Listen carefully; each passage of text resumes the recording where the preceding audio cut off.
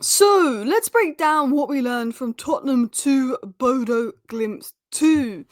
Now, first of all, that first half performance from Tottenham was absolutely shocking. The first 60 minutes from Tottenham was absolutely shocking. And that Tottenham starting 11 for a Champions League game, even if it's against Bodo Glimt, who you expect to beat, was pretty shocking. Now, to be fair, on paper, away to Bodo Glimt, who are a pretty good side and proved that in Europa League last year and have a good record in Europe, a point isn't a bad result. You need the points in the away games, you need the 3 points in your home games to progress. It's not an awful result, but I think it's the fact that Bodo Glimt probably deserved to win that game. It could have been 2-0 up at half time, and the Tottenham performance, which is particularly concerning. So in today's video, I'm going to break down everything that we've learned from this game, the positives, because there was a few positives. You know, Archie Gray had a good cameo, Kudus was fantastic, but there's probably a lot more negatives. Now, I think Thomas Frank got it massively wrong.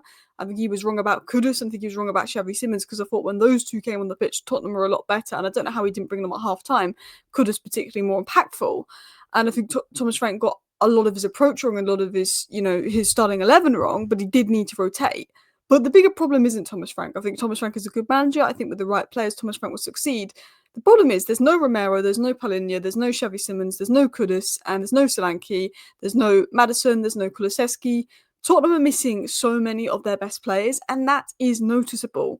You're going into a Champions League game with Brennan Johnson, Odegaard, and Richarlison as your front three, and you're wondering why, Tottenham aren't battering Bodo Glimt. That's not on Thomas Frank. If you had a ball-progressing midfielder in Adam Wharton, a really good left winger in Semenyo, you had the options of Kulusevski, Maddison, Xavi Simons all for the middle, Kudus on the right, and even Solanke or even a Kolomouani fit up top, it could maybe be different in that sense. I think, there's questions over Vicario's distribution.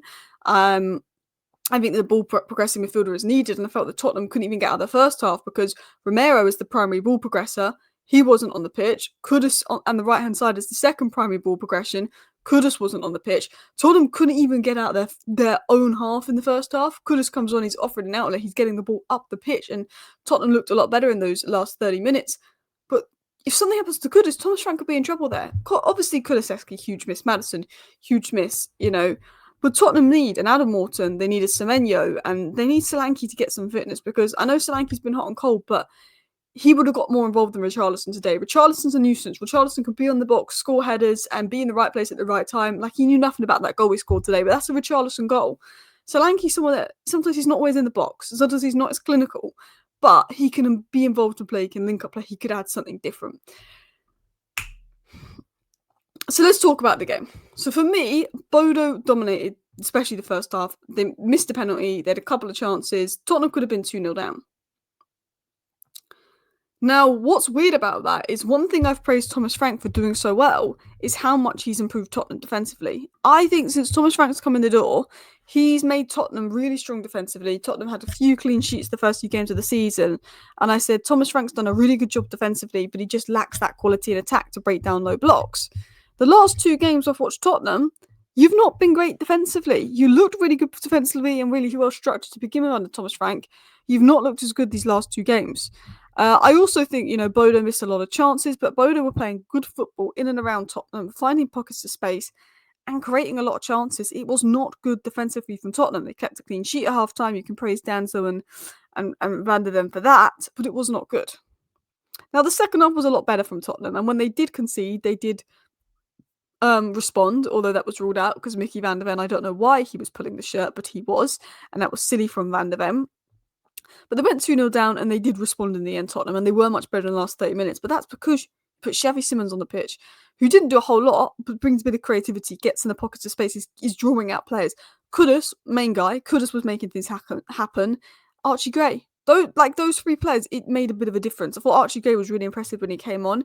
It was his movement, we'll talk about that. But, Romero's a big miss. Kulusevski would be a massive miss, I'm sure. When he's back, I think he'll be really good under Frank. But I look at Tottenham, I think they're missing a lot of players, but they need that left winger. Because Richarlison, Johnson, Odegaard front three in a Champions League game for Tottenham Hotspur, that's not Champions League quality front three. That's not even Europa League quality front three. We're looking at, that's a Conference League front three. And look, I like Odegaard, by the way. I think there's a player there. I think he's raw. I think Richarlison's a good squad player to have because he's a nuisance. Johnson, he can score goals, but in Thomas Frank's system, he doesn't want someone that's just going to score goals. He needs ball carriers, and Johnson isn't there. Johnson's probably best role in Thomas Frank's system would be striker because he can't take on his man on the wing. So let's talk about Tottenham and let's talk about Thomas Frank because I thought Thomas Frank was so wrong today. I do, and I don't think Thomas Frank is an issue. I think he's a good manager. I like Thomas Frank. I've praised him a lot. I think the big reason is he doesn't have the quality.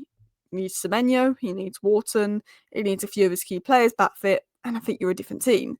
But the starting 11, it lacked balance and quality today, and he's rotating. And maybe that's not on Thomas Frank. Maybe that's on the Tottenham hierarchy for allowing Tottenham's depth to be this bad.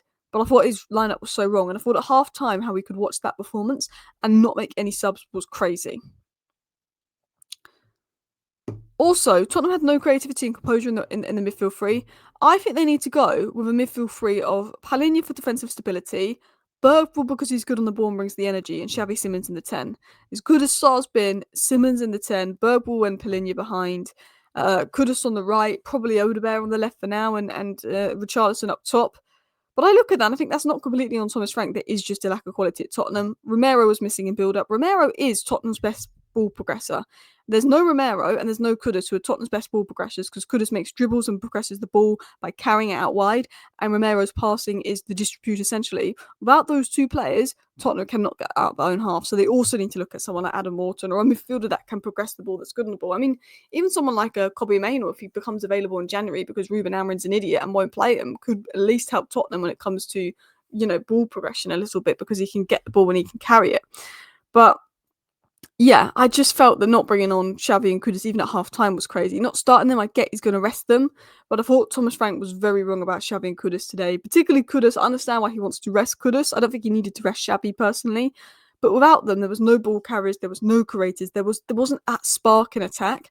And I think when they came on, it gave Bodo Glimt something to think about. And I don't think Xavi Simons did a whole lot today. I think Kudus did a lot more. But they have that different level of quality. Xavi Simons maybe hasn't done a whole lot yet, but you know what he's got in his locker, which is something that Odegaard doesn't quite have yet. And Brennan Johnson, he can score goals, but he doesn't quite have that moment in his locker that Xavi Simons could produce.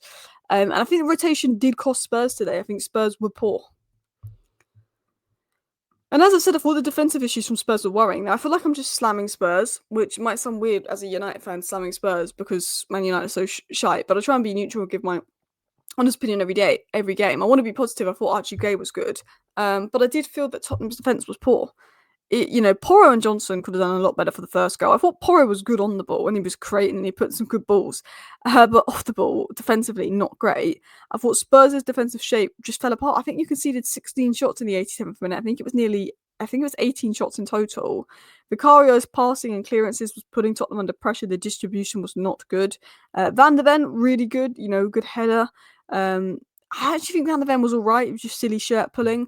But Spurs need better ball progressors. Without Romero and Kudus, as I said, they couldn't get out their own half. I mean, in terms of positives, I thought Archie Gray was good. And, I think, maybe he can get some more minutes. He came off the bench. He brought some energy, brought some composure. But what he did most importantly was he was providing movement off the ball and finding the pockets of space to give Spurs more passing options, which meant the Spurs could attack better and it were a bit more unpredictable in attack. And he played a part in that second goal, and he was just getting on the ball and he was driving it forward and he was just eager to make something happen. And I think he brought that energy that gave Bodo Glimt something to think about, because I think at times that Tottenham are predictable, and then Archie Gray's there, and then Kudus is there, and then all of a sudden Tottenham are less predictable. So going into the bigger picture, I think Spurs lack attacking depth. They need a left winger, they need a proper striker, and they need to do some business in the January window for sure. I think the build-up play of Tottenham is very reliant on long balls and individual moments, and I think that that's something that will need to be worked on. I think a draw away to Bodo isn't awful, but I think it's the performance from Tottenham that was quite bad. Frank is lacking quality. Kudus seems to be the guy that's going to do anything, and if Kudus gets marked out of game, I feel like there's no quality for Tottenham to produce. They need Kulusevski to come back and be fit sooner rather than later. They need Xavi to show what he can do. Look, I think there's a player in Odegaard. I think there's definitely a player there. But I think he's raw and he's confident. I think Brennan Johnson's just not looking like the guy under Thomas Frank, despite the fact that he can score. I mean, Tottenham fans, let me know your thoughts down below. Thank you for watching. Bye.